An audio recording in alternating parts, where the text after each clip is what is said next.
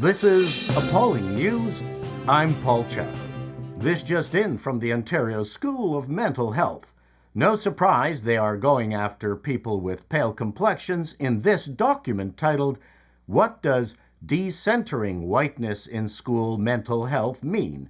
We don't even know what this question means, but apparently they have answers. Whiteness has been socially constructed to unfairly confer unequal power and influence to white perspectives. What is whiteness? No group is a monolith, and it totally avoids the question of stratification based on class, which has a far greater influence on power and outcomes. What they are saying here is that a white addict strung out on fentanyl with several prison sentences is in a better position to be a CEO than an educated person of color. Conferring unequal power. Are we talking Superman versus Batman here? Or Hulk versus Thor? Hulk is a person of color. And what the heck are white perspectives? Just try getting consensus when ordering a pizza. White perspectives are historically rooted in colonialism and Eurocentrism. This is clearly so punishing and tragic that people of color from all over the world are trying to immigrate to colonialist Eurocentric nations. Clearly, we are doing something wrong.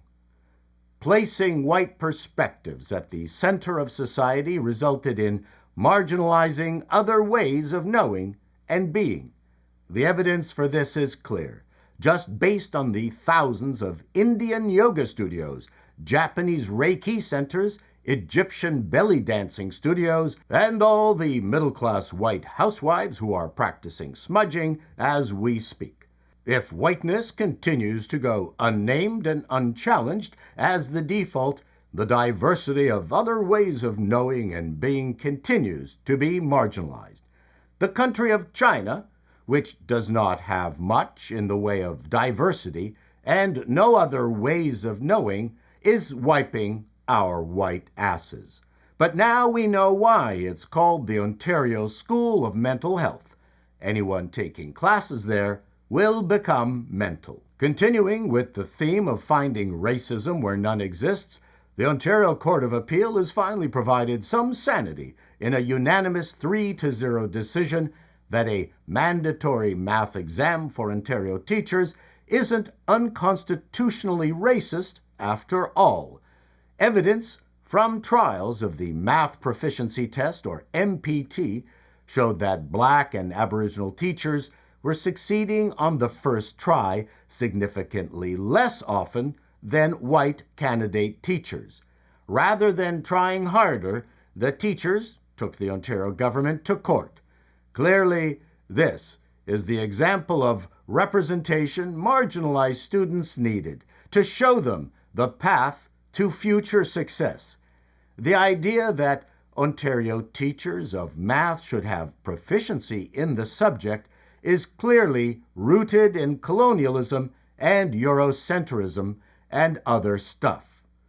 As a side note, the teachers were always allowed to keep writing the test as often as they liked until they passed. Get ready, China. Here we come.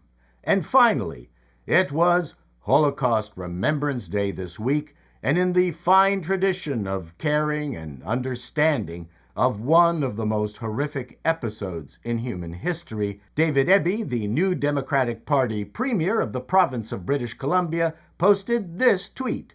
"This province has no place for bigotry and racism. We stand with the Muslim community throughout Canada on this sorrowful day of remembrance." But apparently no place for Jews. We all know that the Holocaust is a fading memory, but it would be helpful to have a premier whose memory wasn't fading. This has been Appalling News, and that's the way it is.